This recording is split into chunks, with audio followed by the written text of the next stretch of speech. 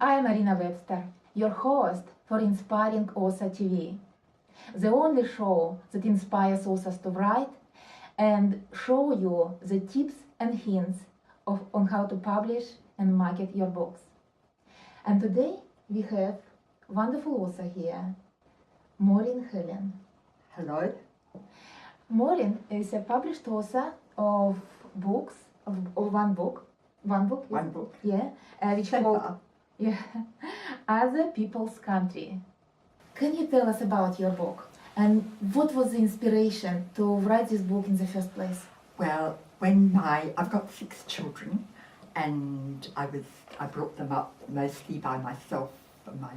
I had a divorce and my husband left me, and so I brought the children up. And when I was about 55, I thought I had never had an adventure, and so I decided I needed an adventure. And I was working as a registered nurse, and I applied for a job on a remote Aboriginal community in the Pilbara region of Western Australia, and the closest town was about 200 kilometres away, and there were about 400 to 500 Aboriginal people there. And when I took the job, I was told there'd be 2 nurses, and when I arrived, the day I arrived, the nurse who was there told me that she was going on annual leave. And I'd worked as a community nurse, but never as an emergency nurse. And it was a true adventure and one of the hardest things I've ever done. Yes, it would be. So that's how I started. And I started writing, I just wrote letters to my family and nothing else. And I never imagined I was going to write a book about that experience. But I went on over the years and ideas simmered, and I wrote 2 or 3 short stories based on my experiences, and the short stories were published just in little local magazines in Perth, Western Australia, and I won a very small writers' competition, and that was a great impetus. I think the prize was $200 and the opportunity to be published in an anthology. But all the time after I came back, I was still working. And then on my 65th birthday, I retired from the full-time paid workforce, as people do. And I had the opportunity, given my little bit of writing that had been published and some really wonderful people at Edith Cowan University, I had the opportunity to do a PhD in writing. And so I set about working out what I was going to write about, and it seemed like a very obvious thing to gather my stories and to make a book, and that's how my book came about. And I wrote it in 2.5 years, and I also wrote a 30,000-word academic essay in that same time, so that felt like a pretty big accomplishment. So it is different, 30,000 words, it is not including this. Absolutely separate, an academic essay. Okay. Right, so how successful this venture was for you? Well, it was a fabulous experience writing the book, and I'm very much I'm a methodical person. I think that's probably one of the important things for me as a writer. I couldn't write the way I do unless I was very methodical. And I was lucky I wasn't working anymore, although I'd always wanted to write. I'd written bits and pieces, little poems, a novel, stuff like that. But I had this wonderful opportunity to sit at my desk from 9 o'clock in the morning till 4:30 in the afternoon. And I did that 5 days a week, and I treated it like a proper job, which was wonderful. And I know that lots of people don't have that experience, and they don't have that fortune not to have to work. But the writing that I'd done before taught me a lot of things. So I just advise any writer to start writing and write every day.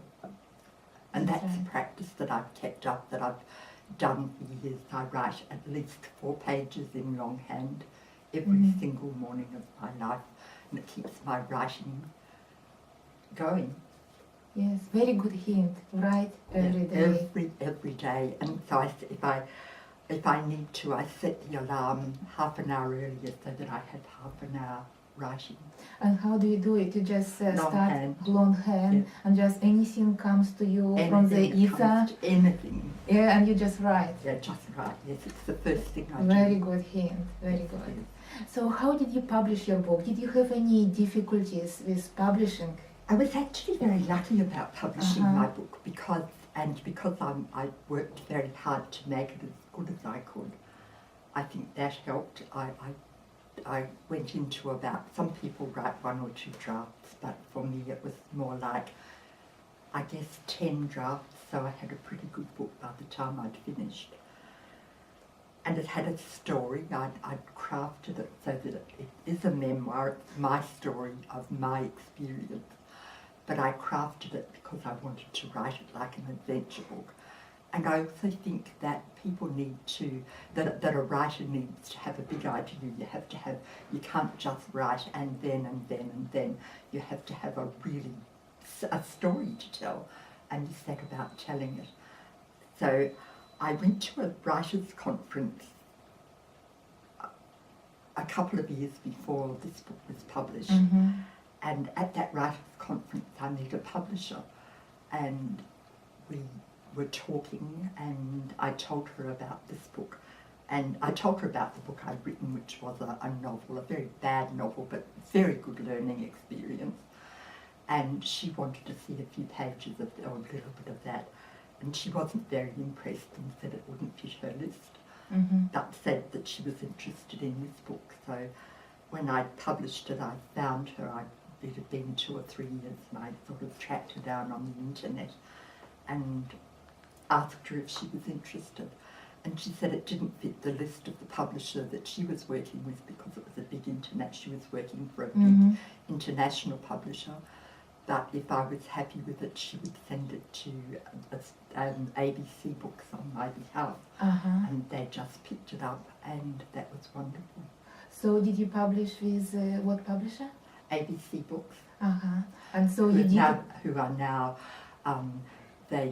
there are one of the lists, I don't know the proper word, but one of the parts of HarperCollins.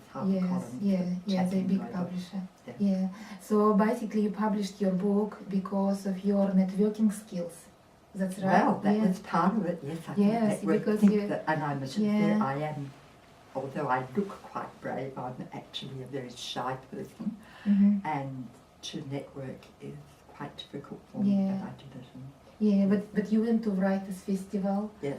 And you managed to talk to the right person. I did. That's right. And you talk about your writing. I did. I talked about my writing a whole lot, partly because it was what occupied me the whole time. It was what was so interesting about my life, I suppose.